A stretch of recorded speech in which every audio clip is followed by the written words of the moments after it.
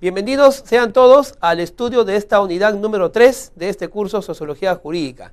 Queremos agradecer a los que dirigen y programan este sistema virtual de enseñanza por medio del cual nosotros llegamos hasta el lugar donde tú te encuentras para poder compartir estos cursos y estos temas tan interesantes para la preparación de nuestra profesión que va a ser la abogacía.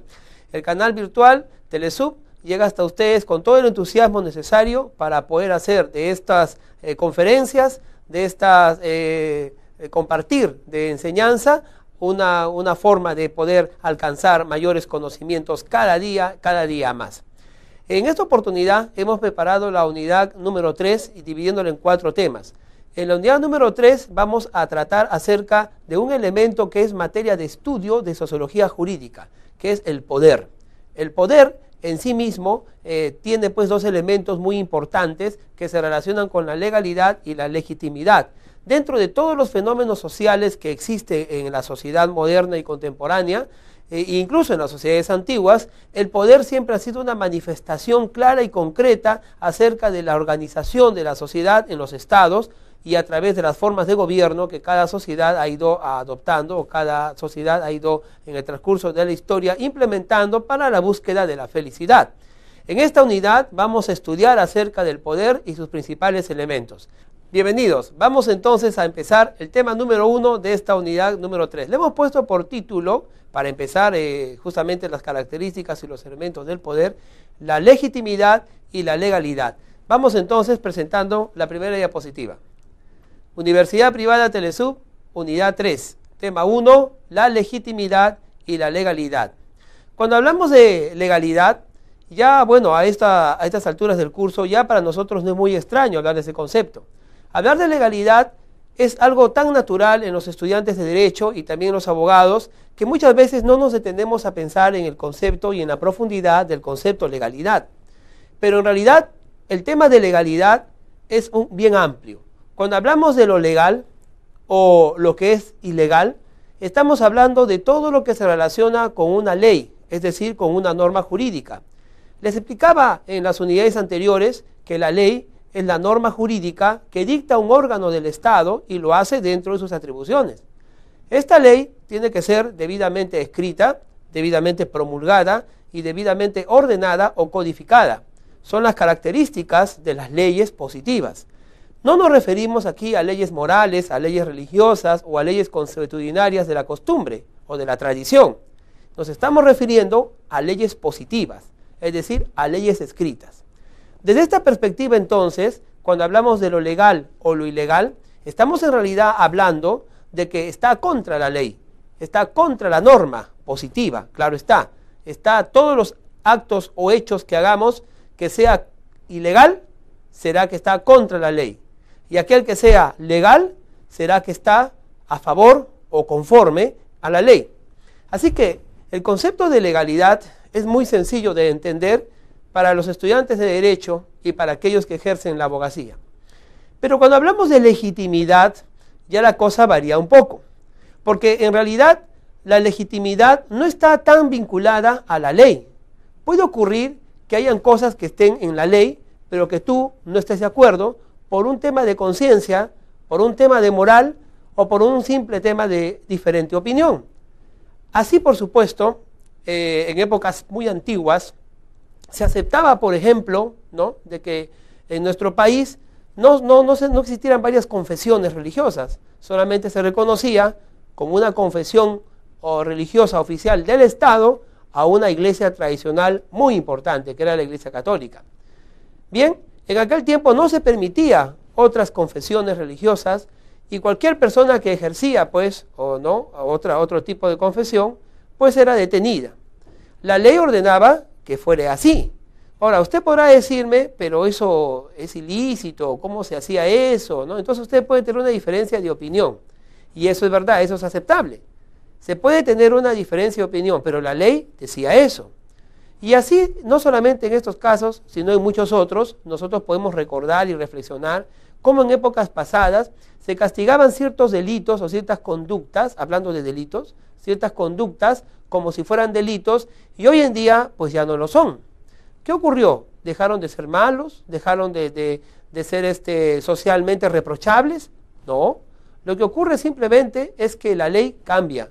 Y como la ley cambia, muchos hechos, muchas conductas llegarán a ser ilícitas, pero no ilegales. ¿Y qué cosa es la licitud, lo lícito, lo ilícito y la ilicitud? ¿Cómo podemos entenderlo? Es que eso tenemos que entenderlo en relación a los valores y en relación a los principios, en relación a lo correcto y a lo incorrecto. Y cuando hablamos de esto, entonces ya la cosa pues se complica un poco, verá usted. ¿Y por qué? Pues se complica un poco porque ya no estamos hablando de ley. Es bien fácil, si la ley dice no robar, robar es ilegal. Si la ley dice no matar, ¿no? Entonces matar es ilegal. Si la ley dice que hay que ir al servicio militar obligatorio, si lo hubiera, por hoy día ya no lo hay, entonces, y no vamos, entonces nuestra conducta es ilegal. Lo dice la ley. Y si no lo hacemos, es ilegal. En cambio, cuando hablamos de lo lícito y de lo ilícito, estamos hablando de valores. Estamos hablando de una moral media. Estamos hablando de ciertas perspectivas y cosmovisiones que tú y yo podamos tener de un mismo tema y en el cual de repente no estamos de acuerdo. Y entonces lo que es lícito para mí es ilícito para ti. De repente el que yo conviva con una mujer sin casarme, para la ley es legal, porque la ley peruana reconoce la convivencia como forma de crear un hogar. Pero de repente para usted no lo sea. En otras palabras, sea ilícito moralmente hablando, sea ilícito religiosamente hablando, sea ilícito tradicional y costumbristamente hablando. Pero la ley me permite convivir. ¿Me se da cuenta? Entonces, podríamos decir que muchas veces lo legal no necesariamente es lícito. Y concluir que lo ilegal no necesariamente es ilícito. Eso va a depender del grado de moral media o los valores que nosotros como sociedad manejemos. Y acá ya tenemos un gran problema, porque una sociedad de hecho maneja diferentes valores y maneja diferentes tradiciones.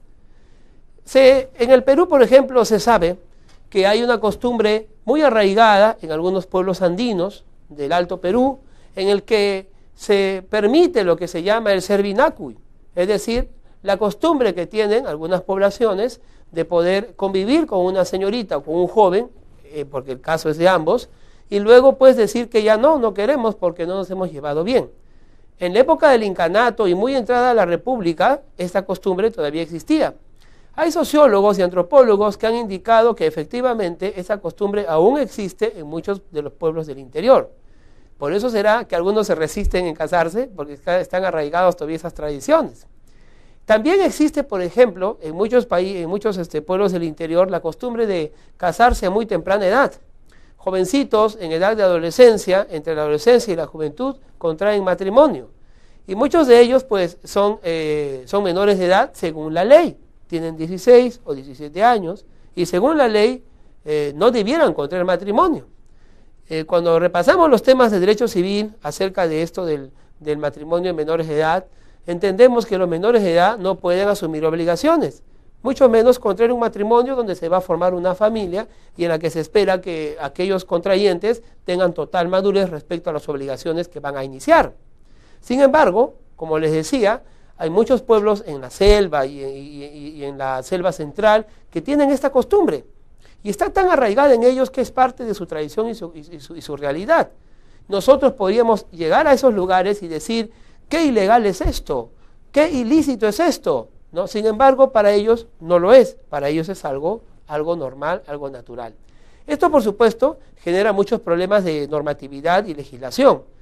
Y le genera muchos problemas porque tenemos que legislar no solamente para los que viven en Lima o los que viven en Arequipa o en Trujillo, sino que cuando nosotros legislamos para todo el Perú, para toda una nación, donde hay diferentes realidades sociológicas y donde hay diferentes escalas de valores, diferentes tradiciones y diferentes costumbres.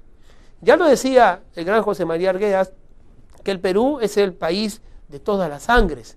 Y lo decía pues Ricardo Palma en Tradiciones Peruanas, que el que no tiene de Inga, pues tiene de Mandinga. Esta heterogeneidad